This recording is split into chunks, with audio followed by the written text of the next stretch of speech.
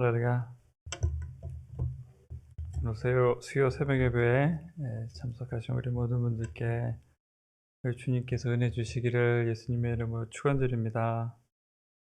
찬송가 268장 찬양 드리시면서 오늘 새벽 예배 올려드리십니다.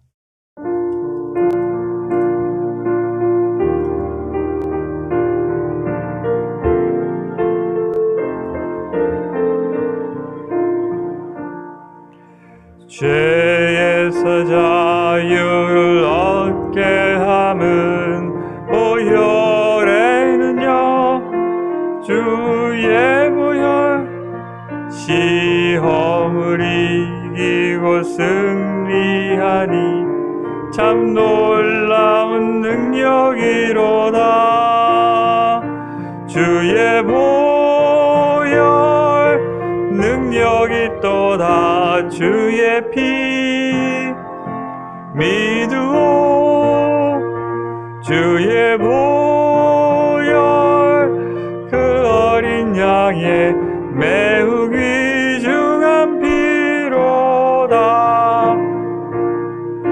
육체의 정욕을 이길 힘은 보혈에는요 주의 보혈 정결한 마음을 얻게 하니 참 놀라운 능력이로다. 주의 보혈 능력이 또다. 주의 피 믿으오. 주의 보혈 그 어린 양의 매우 귀중한 피로다. 눈보다 더 희게 맑히는 것 보혈에는요 주의 보혈 부정한 모든 것 밝히시니 참 놀라운 능력이로다.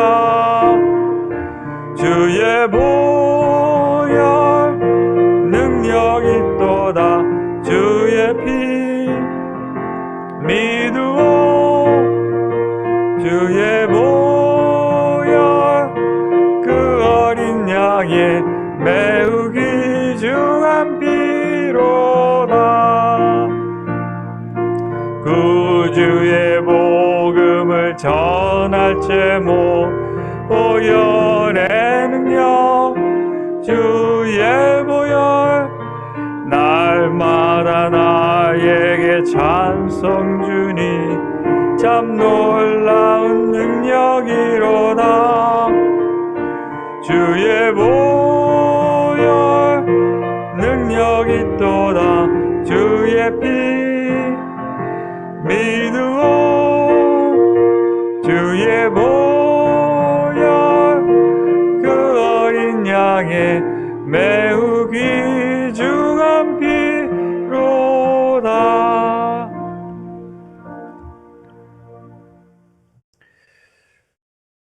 오늘 주시는 말씀은 요한계시록 22장 6절에서 12절까지 말씀입니다.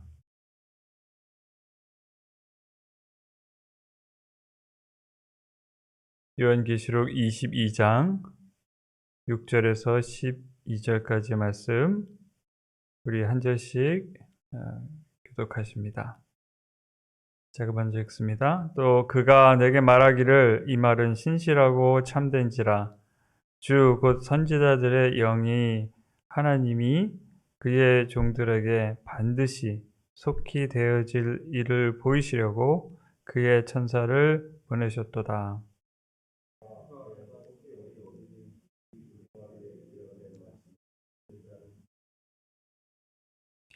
이것을 보고 들은 자는 나 요한이니 내가 듣고 볼 때에 이 일을 내게 보이던 천사의 발 앞에 경배하고 엎드렸더니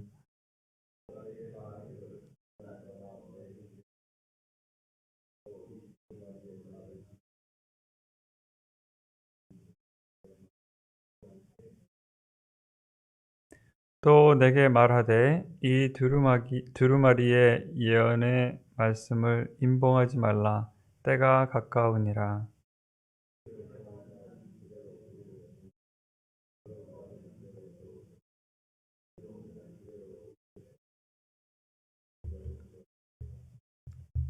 함께 읽으십니다.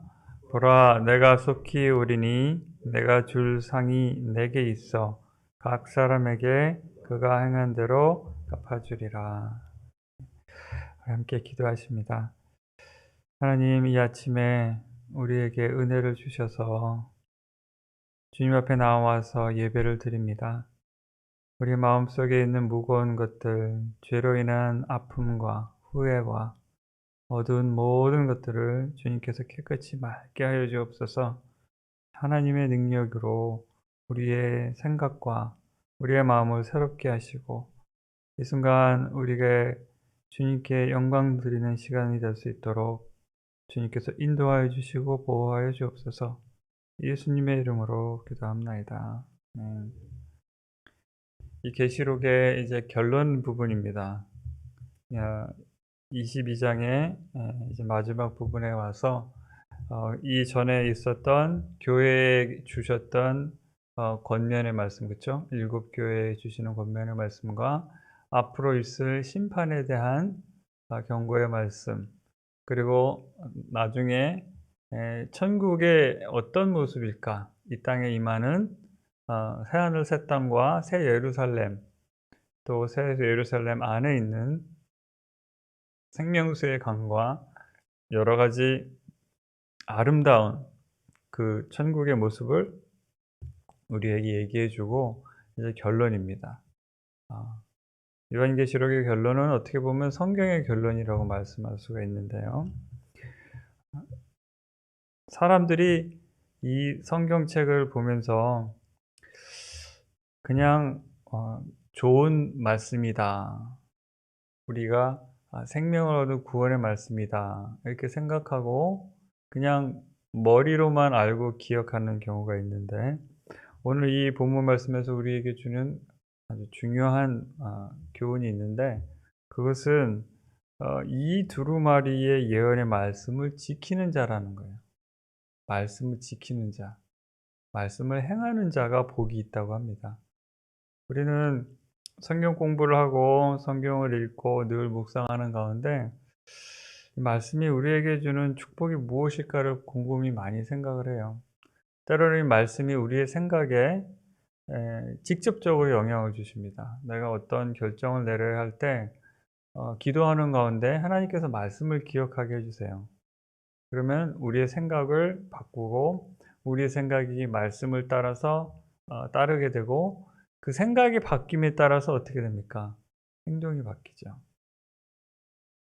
그래서 우리 복이 있는 자의 가장 중요한 것은 이 말씀을 지키는 자라는 것을 다시 한번 우리 본문 말씀이 우리에게 주지시켜 주십니다.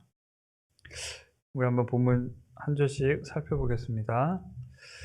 또 그가 내게 말하기를 이 말은 신실하고 참된지라 주 곧 선지자들의 영의 하나님이 그의 종들에게 반드시 속히 되어질 일을 보이시려고 그의 천사를 보내셨더라. 설명을 하는 거죠. 쭉 이제 계시록을 기록한 후에 다시 한번 결론 부분에 가서 하나님께서 천사를 보내서 우리 믿는 사람들에게 속히 되어질 일을 보이시려고 이 말씀들을 보이셨다. 이것을 다시 한번 이제 설명을 하면서요. 그 다음에 7절 말씀에 보라 내가 속히 오리니 이것이 또 중요한 거죠. 예수님의 재림 이렇게 빨간 글로 이렇게 적혀 있는 성경이 있어요. 그렇죠? 성경에서 보면 이 빨간 글씨는 예수님의 말씀을 빨간 글씨로 적어놨는데 계시의 말씀 중에 보라 내가 속히 오리니 예수님께서 하시는 말씀이죠. 내가 속히 오리니 이 두루마리의 예언의 말씀을 지키는 자는 복이 있으리라 하더라. 그러니까 이 성경책에 기록된 말씀을 지키는 자는 복이 있다고 예수님께서 말씀하셨어요. 예수님께서 이 땅에 오셨을 때 많은 가르침을 주셨죠. 우리 가장 사람들에게 많이 알려지고 흔히 인용되는 말씀, 특히 예수님께서 가르치신 말씀 중에 하나가 산상수훈입니다. 산상수훈에는 이렇게 복이 있는 자는 이렇게 시작을 하죠. 예. 그런데 그 결론 말씀에서 똑같은 말씀을 하세요. 내 가르침을 듣고 그냥 가서 듣고 잊어버리는 사람이 복이 있는 것이 아니라 듣고 행하는 자가 복이 있는데 마치 반석 위에 집을 짓는 사람 같이 복이 있다. 이렇게 결론을 내리셨어요. 또 똑같은 결론이 이 계시록에 됐습니다. 이 두루마리의 말씀, 이 기록된 말씀을 듣고 행하는 자가 복이 있다고 그랬어요. 행동이 결국은 변화를 낳죠. 네. 알고 있지만 행동하지 않으면 현실에서 그것이 이루어지지 않고 우리 머릿속에서 생각으로 멈들다 끝납니다. 흔한 예로 건강을 위해서 운동을 하면 좋다는 것은 누구나가 다 압니다. 그래서 어떤 운동을 할지 또 어떻게 운동을 해야 할지 우리가 책을 보거나 또 인터넷을 찾아보면서 생각하고 구상하고 계획할 수가 있어요. 그러면 이제 새해가 다 지나가고 벌써 이제 10월 달이 됐으니까 마무리를 잘하기 위해서 내가 여태까지 운동을 안 했지만 이제부터는 매일 30분씩 좀 걸어야겠다. 그 생각을 하고 또 식구들에게 난 이젠 매일 30분씩 걸을 거야. 저녁에 밥 먹고 나서 걸을 거야. 이 얘기를 했지만 안 걸으면 소용이 없는 거죠. 예. 몸에 아무런 유익이 없는 겁니다. 똑같이 성경 말씀에 기록된 우리 예수님의 가르침을 듣고 이웃을 사랑하고 하나님을 사랑하고 죄 지은 사람들 용서해 주고 하나님께 나의 죄를 자백하고 하나님 앞에 용서를 빌고 이런 생활들, 하나님의 은혜에 용서하심을 믿고 예수 그리스도께서 십자가에서 베풀어 주신 그 구원의 말씀을 믿고 그대로 사는 거죠. 근데 이 믿음을 행하면서 사는 것이 그렇게 말대로 쉽지는 않은 것 같아요. 일단은 마음속에 믿음이 있어 그 믿음을 바탕으로 내가 살아야 되는데 믿음을 바탕으로 생각하고 믿음을 바탕으로 느끼고 또 믿음을 바탕으로 계획하고 행위를 해야 되는데 그것이 참 쉽지가 않습니다. 이 믿음의 행위의 예 중에 하나가 용서를 행하는 예예요. 누군가 나에게 참 잘못한 것이 있어서 그 잘못을 인해서 내가 상처받고 힘들었는데 일반적인 사람들은 복수를 생각합니다. 저 사람이 나를 힘들게 했으니까 내가 이것을 좀 어떻게 갚아줄까? 내가 너무 화가 나니까요. 그렇죠? 가서 말로 뭐라고 한마디 해주든가 아니면 뭐 어떻게 하면 이것을 좀 갚아야 되나? 그래야 좀 속이 시원할 텐데. 대부분 이게 정상적인 보통 사람들의 반응인데 예수님께서 용서하라고 그러세요. 네. 누군가 나한테 잘못하면 형제가 특히 믿는 사람이 나한테 가까이 신앙생활 하는 가운데서나 삶 가운데 가까이 하는 사람이 잘못을 하면 찾아가서 얘기하래요. 솔직하게. 내가 이런 일인데 네가 이건 네가 잘못한 거다. 이렇게 얘기해서 저 사람이 내가 잘못했습니다. 이렇게 얘기하면 용서해 주라고 그랬어요. 몇 번이라고요? 70번씩 7번. 그쵸? 그러면 계속 용서해 주라는 거예요. 그런데 거기에 덧붙여서 말씀하시기를 마음속으로 용서하래요.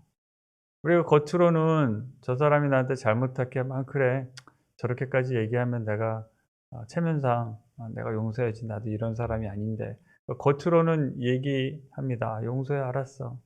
용서해 줄게. 하지만 마음속으로 용서하지 않는 경우가 있어요. 마음속으로는 계속 그 사람이 잘못한 거 생각하고 또 생각하고 분해하고 그것이 참 우리를 힘들게 하고 어렵게 하는 일들 중에 하나예요. 왜냐하면 우리가 상처받는 사람은 가까운 사람들이기 때문에 그래요. 그래서 용서를 행하는 것이 참 중요한데 그렇지 못할 때가 있습니다. 근데 오늘 이 말씀대로 우리가 이 예를 들면 그쵸? 용서를 행하게 되면 복을 받는 거죠. 저 사람이 혹시 잘못을 해서 나한테 상처를 주었다 할지라도 말씀을 행함으로 인해서 내가 그 머릿속에 계속 생각하고 반복하고 분해하고 복수를 꿈꾸는 가운데 내가 마음이 힘들고 몸이 힘든 것으로부터 벗어날 수가 있는 거죠. 네. 근데 사람들이 보통 이 굴레에서 대부분 벗어나지 못하고 괴로움 속에 살아갑니다. 그래서 복수하느라고 내가 또 죄짓고 저 사람이 또 상처받고 그 사람은 또 나한테 복수하려고 그러고 이것이 반복되는데 하나님의 말씀을 지키는 사람들은 복이 있게 되는 거죠. 이것은 하나의 예입니다. 그런데 이 말씀의 결론을 짓는 이 요한이 또 이렇게 다시 한번 확인을 하세요. 이것들을 보고 들은 자는 나 요한이니 내고 보고 들을 때 이 일을 보이는 천사 앞에 경배하였더니 다시 한번 어떻게 해서 이 말씀을 받았는지를 다시 한번 이제 고백을 하는데 하나님께서 보내신 천사한테 이 보고 듣는 것을 자기가 경험했다. 내가 요한인데 내가 이걸 보고 들었는데 하나님께서 천사를 보내주셔서 내가 보고 들었다. 그러면서 다시 얘기하기를 나는 너와 내 형제 선지자들과 또 두루마기의 말을 지키는 자들과 함께 된 종이니 그리하지 말고 하나님께 경배하라. 천사가 한 말까지 기록하고 있어요. 요한이 그 앞에 와서 자기가 보고 들은 것이 정말로 하나님께서 온 것으로 자기가 알았고 하나님의 영광을 체험한 것을 알았기 때문에 그 천사 앞에 엎드렸던 거죠. 그래서 천사가 그럽니다. 나도 똑같은 종이니까 내 앞에 경배하지 말고 하나님께 경배하라. 그런데 여기도 다시 한번 강조하고 있죠. 두루마기의 말을 지키는 자들과 함께 된 종이다. 그러니까 하나님의 말씀을 순종하고 따르는 자들과 함께 된 종이라고 천사가 또 얘기합니다. 그러면서 이 두루마기의 예언의 말씀을 임봉하지 말라고 그랬어요. 이 예언의 말씀을 사람들에게 알리라고 그럽니다. 왜냐하면 때가 가까우니라. 때가 가까우니라. 7절 말씀에 내가 속히 오리니 그러셨죠. 속히 오리니.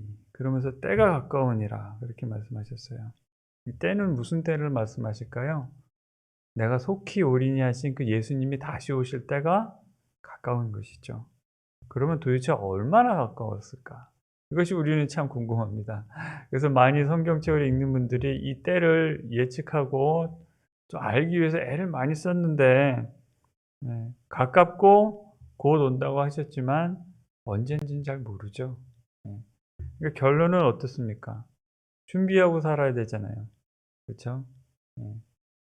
하나님께서 우리에게 이 예언의 말씀을 주시면서 예수님께서 그렇게 말씀하셨죠. 그 열처녀의 비유처럼 그렇죠. 신랑을 기다리는 그 처녀가 등불을 준비하고 기다리는 것처럼 우리 믿는 사람들이 언제인지는 모르지만 임박한 예수님의 재림을 기다리면서 살아야 되는데 한번 11절 말씀이 흥미롭습니다. 불의를 행하는 자는 그대로 불의를 행하고 더러운 자는 그대로 더럽고 의로운 자는 그대로 의를 행하고 거룩한 자는 그대로 거룩하게 하라. 이건 무슨 의미일까요? 곧 오신다고 그랬는데 곧 오시면 빨리 내가 좀 가까이 있는 사람들을 좀 바꿔서 이 사람들이 예수님 다시 오셨을 때에 부끄럽거나 그 벌을 받는 것이 아니라 예수님께서 예비하신 그 상을 받기 위해서 좀 내가 좀 뭐 할 게 없을까 그런 생각이 들지 않겠습니까? 저 사람을 좀 어떻게 해서든 내가 좀 변화시켜서 상 받게 해야 되는데 그래서 나도 좀 상을 받았으면 좋겠는데 근데 상 받는 것의 초점이 뭐냐면 말씀을 지키는 자가 복이 있다고 그랬거든요. 그러면서 놔두라는 거예요. 불의를 행하는 자는 불의를 행하고 더러운 자는 더럽고 의로운 자는 의롭고 거룩한 자는 거룩하게 하라. 근데 왜 거꾸로 의롭고 거룩한 자는 놔두고 불의하고 더러운 자는 놔두라고 하지 않고 죄 있는 사람을 먼저 얘기했을까?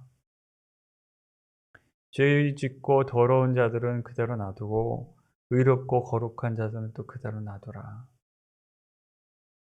우리는 다른 사람들을 바꾸려고 할 때가 많이 있어요. 그렇죠? 저 사람을 어떻게 해서든지 좀 변화시켜야겠다. 그런 의도를 가지고 친절을 베풀기도 하고 좋은 말을 해주기도 하고 우리 한국 사람들은 야단 맞는 것을 아주 많이 겪었죠. 야단치기도 하고 권면도 하고 그렇죠? 여러 가지로 해서 저 사람을 좀 바꾸려고 합니다. 왜냐하면 같이 사랑하는 사람들이고 옆에 있는 사람들이니까 같이 천국 가야 되잖아요. 근데 정작 바뀌어야 될 사람은 누굴까요? 나 자신이죠. 나 자신입니다.